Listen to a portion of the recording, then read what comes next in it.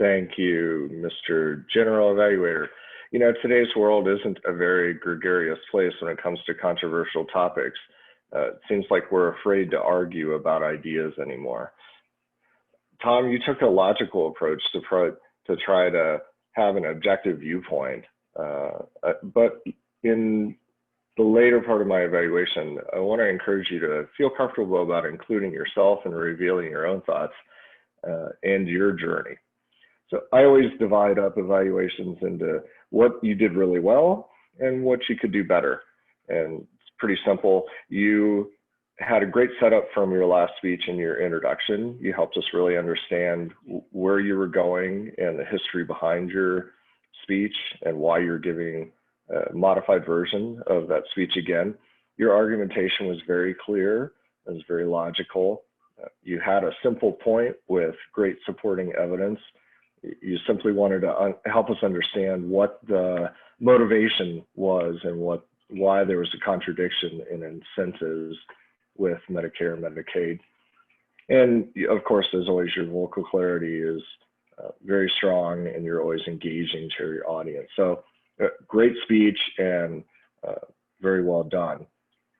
The things that I would encourage you to do for an even better speech would be, don't be afraid to be a little more transparent and tie in your own personal identity and stereotypes.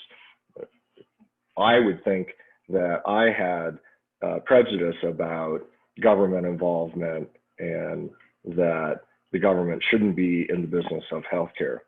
You touched on this a little bit tangentially, but maybe talk about how you had a stereotype and how in studying this, you learned something and had a better perspective or a different perspective.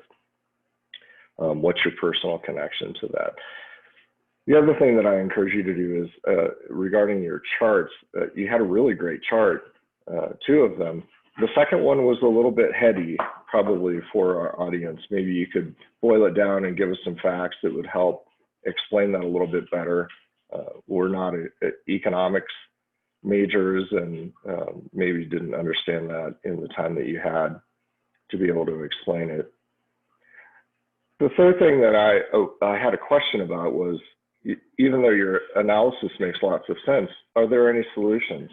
Can you give us some suggestions on overcoming, these incentives and what we would do about it? At least give us a pathway to examine how we might change that public policy so that it might still benefit people, but not cost the country as much as it is or risk bankruptcy. And then I guess finally, the only thing is just the scope of the topic was very large. So see if you might be able to narrow it down a little more. It's very difficult to have such a broad topic in a short speech. And I just encourage you to try to narrow your topic a little more. So we're all looking critically at roles and responsibilities in government. Thanks for taking this tough issue and helping us work toward a solution.